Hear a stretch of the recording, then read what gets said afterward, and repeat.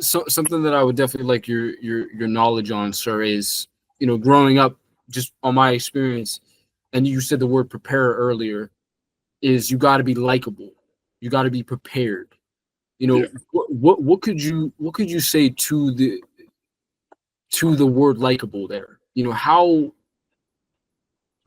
when you're in theater and you're learning and you're coming up, how do you be likable? Is that just being yourself in a way, always being prepared? Like, It's what just, is the psychology of that? it's a discipline. The three P's. Don't do anything unless you're prepared.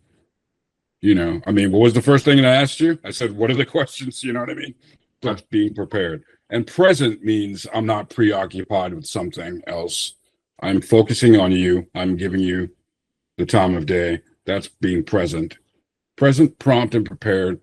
And what did we say? We're 1 o'clock. We started a little early. Don't waste people's time. That goes a long way. You know, that's to me being professional. You have to be professional. That's your goal.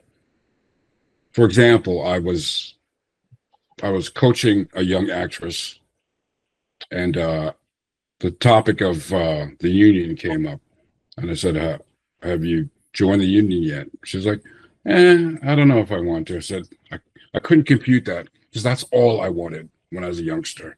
All I wanted was to be the union, because to me that meant legitimacy. I wanted to be legitimate, because in New York you could just do little plays, you can act, but I wanted that card. I wanted to be in the union. I wanted my residuals. I wanted to be bona fide, certified. That was my goal ultimately. I wanted, when you fill out your taxes, I wanted to put actor in occupation. That's what I wanted. That's it. To the extreme point where I never did anything else. I mean, sometimes I did, I mean, I did a little security to pay the bills. I was a messenger, I always stayed away from, I never learned how to pour drinks because I didn't want to get stuck as a bartender. I didn't want to end up being a bartender or a waiter. I never did those things. I said, I have to make money from the arts. It has to be. And that's when you start to diversify. I was like, you know what? I have a decent voice. People tell me I have a nice voice. Why not try voiceovers? And I did that. I did print modeling.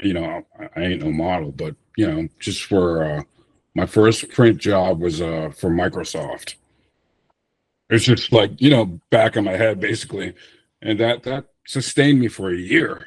So, you know, I learned to diversify my talents, and it's just using what you got basically.